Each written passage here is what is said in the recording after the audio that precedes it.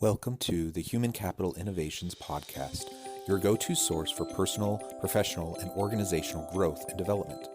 We hope you tune in often for all things people management, organizational development and change, organizational leadership, and social impact related. Maximize your personal and organizational potential with Human Capital Innovations Podcast.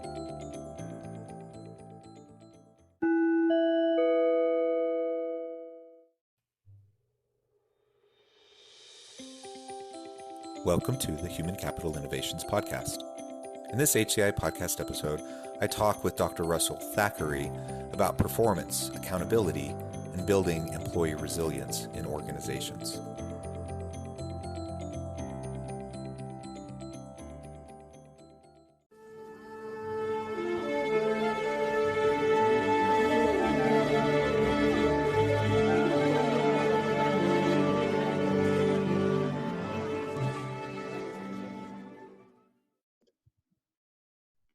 Russell Thackeray, welcome to the Human Capital Innovations Podcast.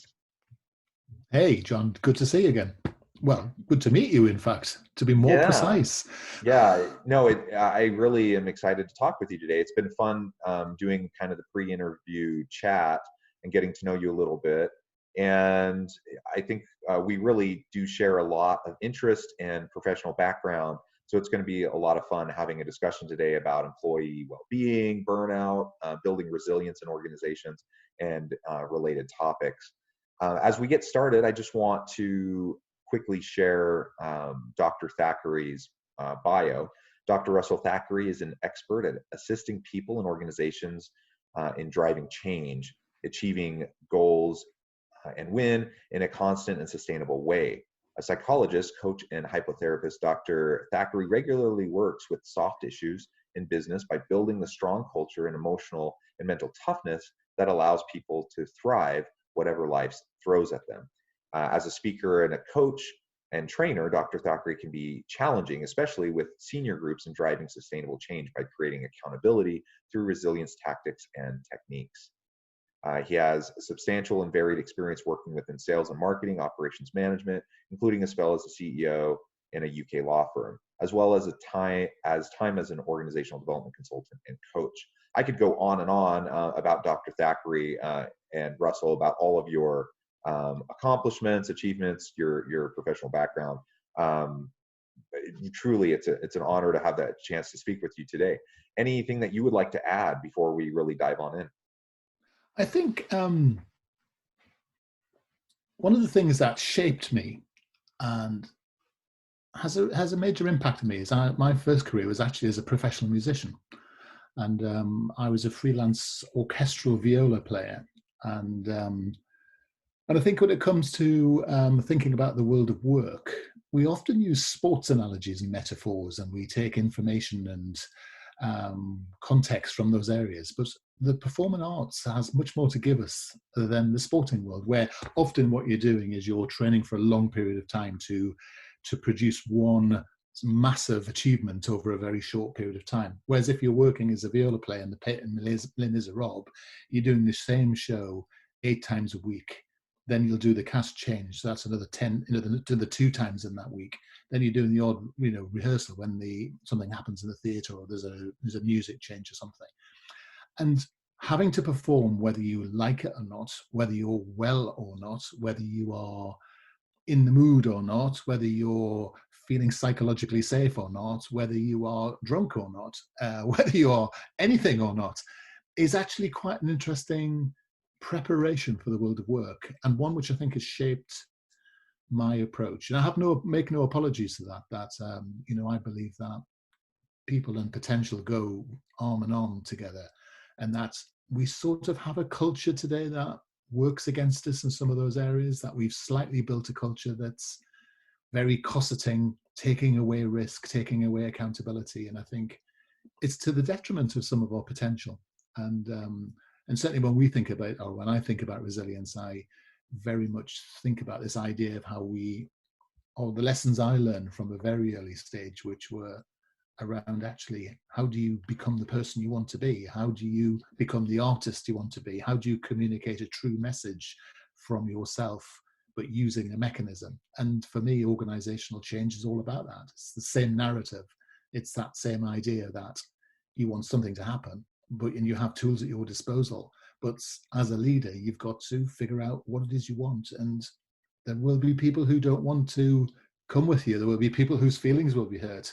And that's their choice, not yours. Yeah, thank you for that. And that's fascinating about your musical background.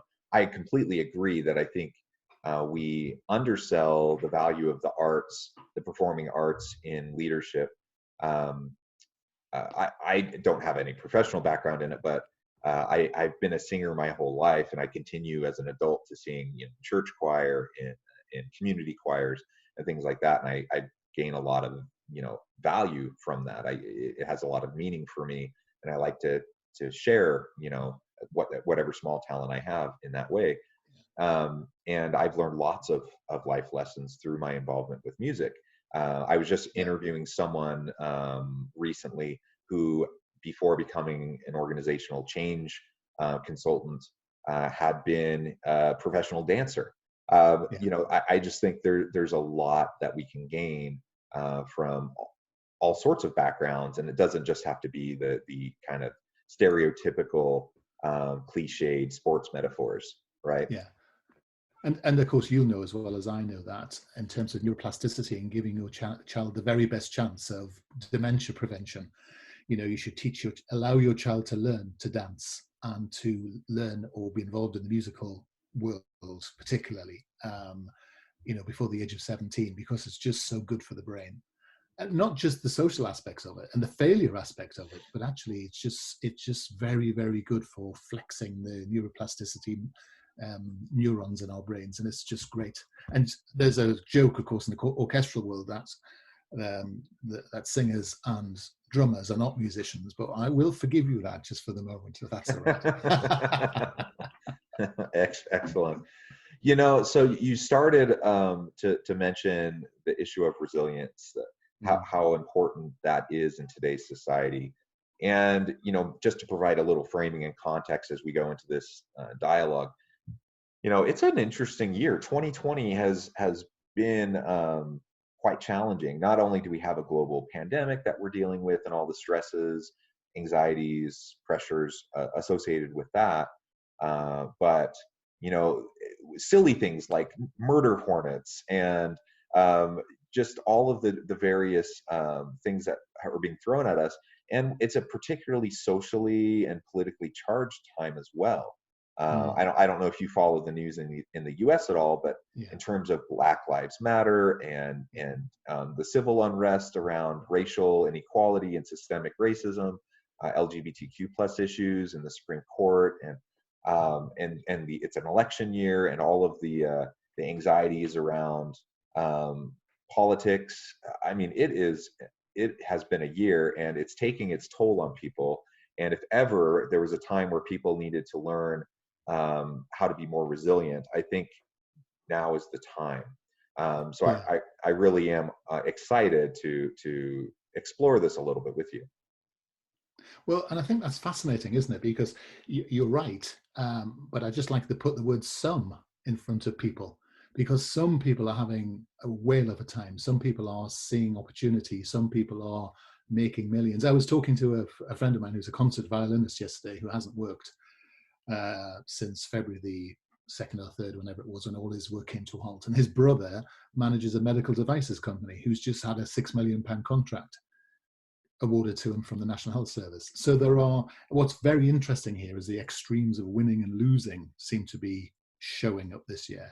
And I think what's fascinating is it's thrown into stark relief. One of the key principles of stress management and anxiety management is the idea of control. And I think we're seeing, both in your political system and our, a sort of sickness at the heart of our supposedly democratic systems. Basically, whichever way your votes swing and whichever way our votes swing, most colleges don't change in your areas and most seats don't change in our areas. However, so actually what we're discovering is that we have a huge problem with control, and that often just turns into civil unrest. And it was particularly interesting because I was chatting to this chap yesterday, as I was talking about, and we were chatting about the time we were in college. And whilst we were there, exactly the same situation was going on with riots across the UK. It was hot. There were flashpoints. It was about black issues again, and it was about underprivileged people. And these things have to go away. We have to think potentially the new way, a new socio-economic model, because the one we've got at the moment is creating too much win and too much loss in the sort of net balance. And what you have is the top 2% are really winning at the moment, and the rest of us are suffering.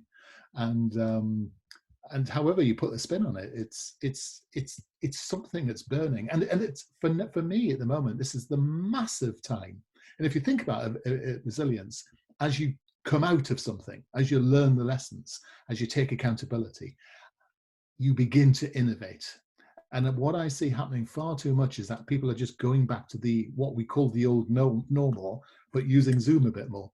And this is a massive opportunity to say, look, the social fabric of both of our countries could be transformed at the moment. The way we work, the way we think about people, the way we think about the environment, could be massive. The appetite's there, the goodwill's there, the swell is there. The Black Lives Matter showed that. Me Too showed that. We have a new generation of people who want to innovate. And of course, the problem is we've got the traditional white privilege issue where, the minority now are holding the majority back. And time immemorial, history shows us that there is only one way that plays out. And, that's the thing about history. We can look back only 100 years in Russia and see how that scenario might wreak havoc for both of our countries.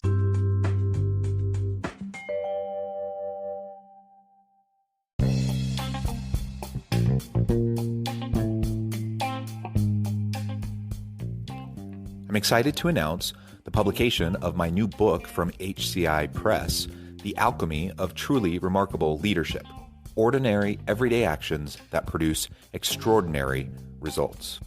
Consider how the nature of work has shifted over the past 50 years.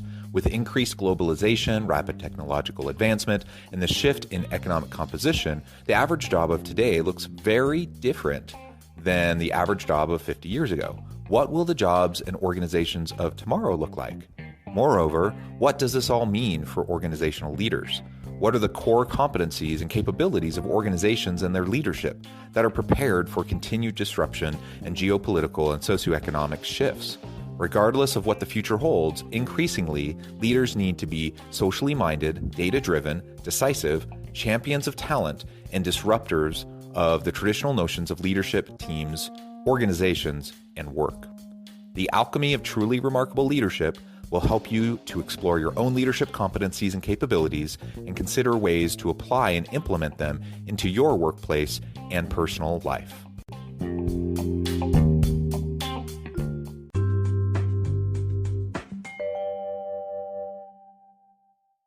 Yeah, or I think of South Africa even more recently.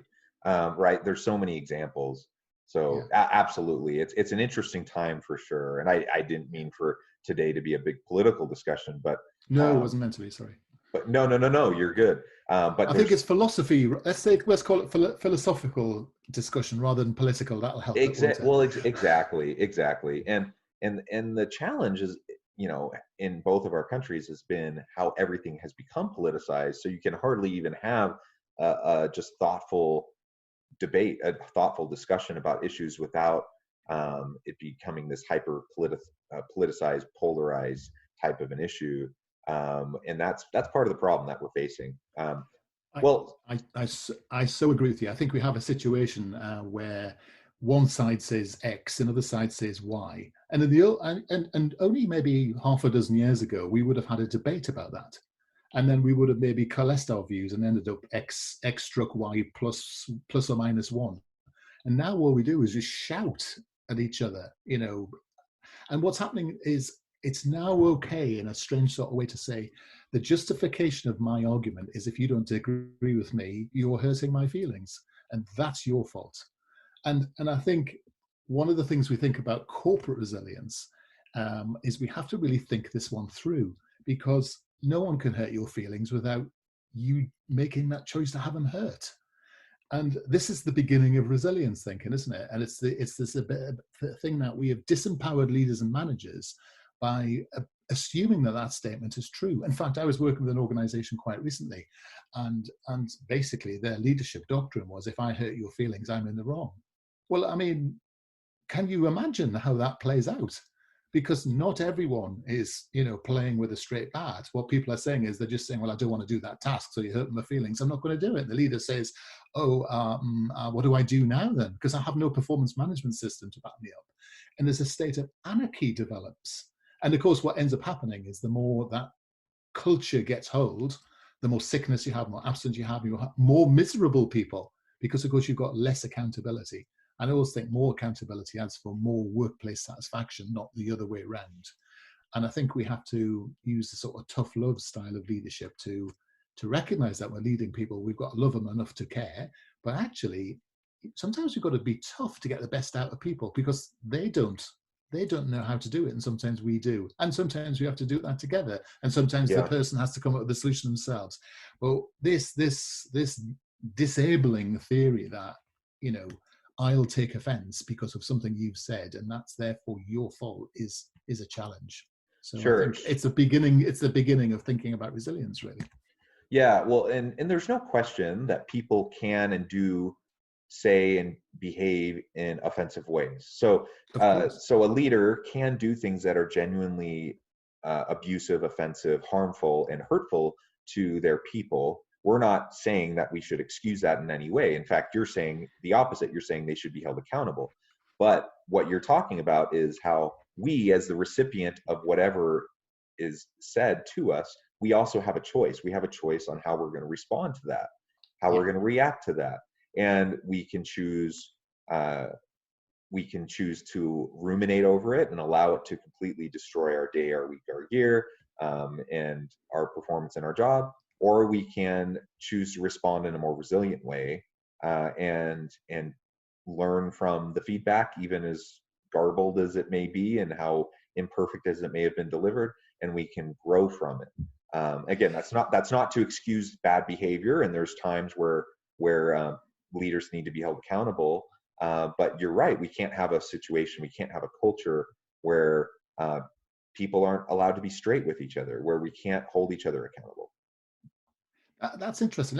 Let me nuance what I mean slightly more, because I'm going to slightly disagree with you there, if I may. We know that if a leader has a group of people in front of them and announces a message to all 12 of them, it's likely that 3 of them will think it's fantastic, 3 of them will be royally bent out of shape, and 6 of them, well, 3 of them won't have heard because they've been doing something else, and 3 of them will be madly amused by whatever colour socks that person was wearing that day.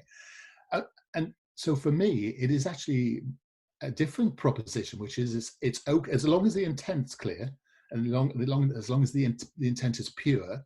Sometimes leaders get things wrong because the skills level is poor, but often leaders are not getting it wrong. It's just that people are choosing to be offended. So for me, yes, you're right. If you are markedly abusing or bullying people over a period of time, that's fine. But actually, it's okay for leaders to say what needs to be said. And I think what we're doing is leaders are stopping saying what needs to be said because they're terrified of hurting people's feelings.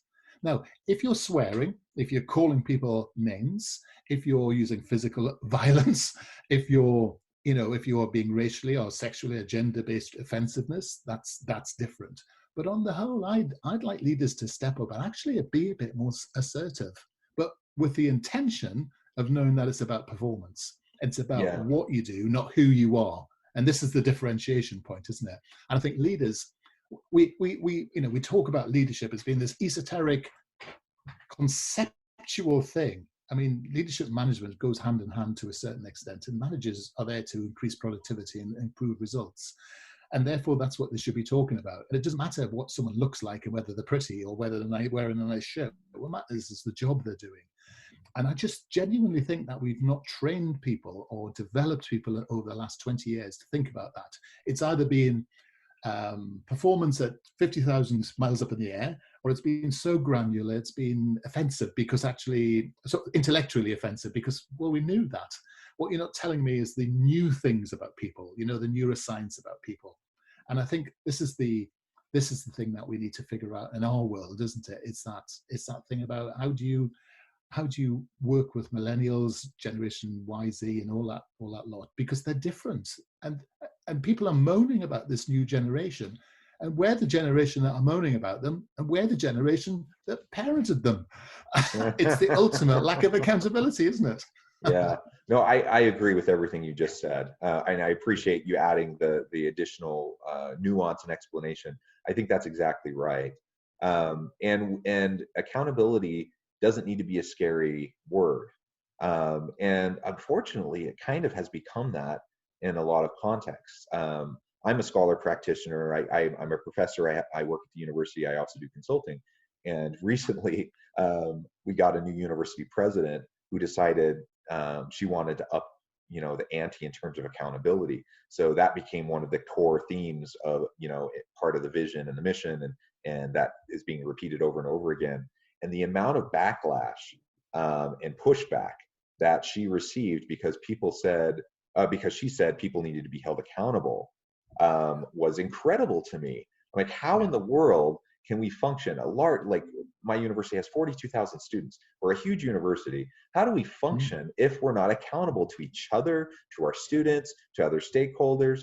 It just has to be there. And we have to be able to say it. We have to be able to call people on their bad performance. We need to do it in a productive way, but that's how we help them improve so that they can better serve our students, so we can better serve our community. And if we're not having those kind of accountability discussions and helping people to be more resilient amidst the challenging feedback that they might receive, then we're doing a disservice to them and to the organization. So Russell, it really has been a pleasure talking with you today. We haven't had enough time, and unfortunately we're going to have to cut it short. So I would love to have you back and have a chance to chat more on the topics of resilience, burnout, and employee well-being. Before we leave today, though, I want to give you a chance to share with the listeners how they can get connected with you and learn more about what you're doing. My company is QEDOD.com, which is the website, and you can join me on LinkedIn at my name, Russell Thackeray. They're the two best ways of getting hold of me. And perhaps when we get in touch, we'll talk about some new ideas around leadership and the book I'm writing around that sort of area, and some contentious thoughts about resilience, because I shall enjoy talking about them, and obviously getting your thoughts and feedback as well, because obviously you're someone whose opinion I respect in this area. Well, thank you, and I look forward to having a further discussion. I really encourage listeners to reach out to Russell, a great expert in this area with a lot of really wonderful insights. So please look him up, reach out to him, and Russell, I look forward to having a chance to talking with you again soon. Perfect. Look forward to it. Thanks so much. Okay, thanks everyone, and I hope you stay healthy and safe and have a wonderful week.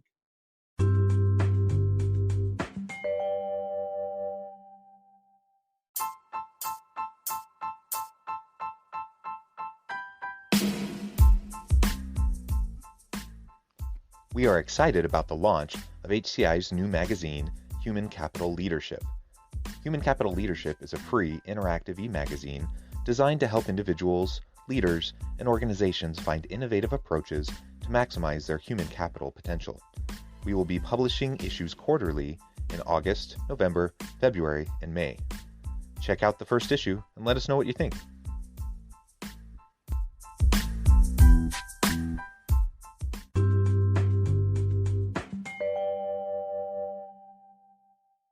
Thanks again for joining us for this episode of the Human Capital Innovations Podcast. I hope you stay healthy and safe and that you have a great week.